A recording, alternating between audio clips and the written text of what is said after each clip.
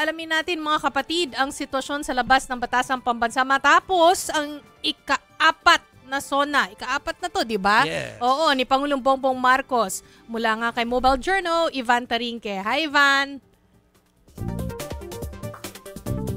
Sige, Joey, sa mga oras na ito nga, nagsimula na mag-pack up yung ating kapulisan na nag-control dito nga sa nangyayari nga iba't ibang mga kilos protesta sa kahabaan ng Commonwealth Avenue ngayong araw. No? Mula pa kaninang umaga actually, sunod-sunod na at walang patid yung mga kilos protesta isinagawa ng mga progresibong grupo na nagmula pa sa Elliptical Road hanggang dito sa tapat ng St. Peter Parish dito sa may Commonwealth Avenue. No?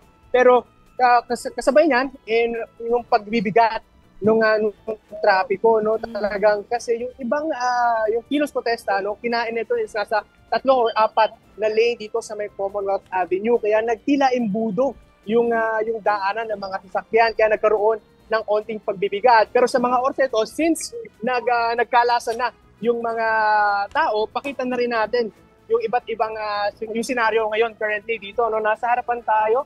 Ito ngayon, no, makikita natin malinis na, wala na masyadong sasakyan na nakaparada dito. Pero kanina, puro sasakyan ito ng PNP at ng iba't ibang mga traffic constable. No? Labas lang tayo ng konti. Ito ngayon yung itsura ng Commonwealth Avenue. Yan, may kita natin. 3 lanes na yung bukas.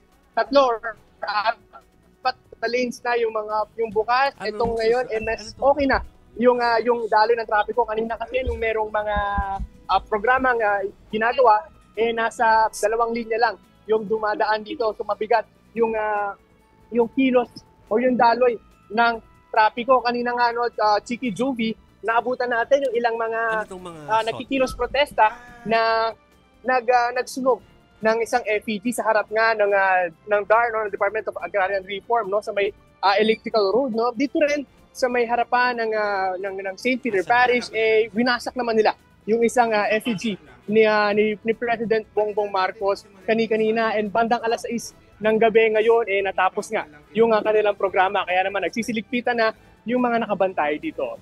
Joey, Siki.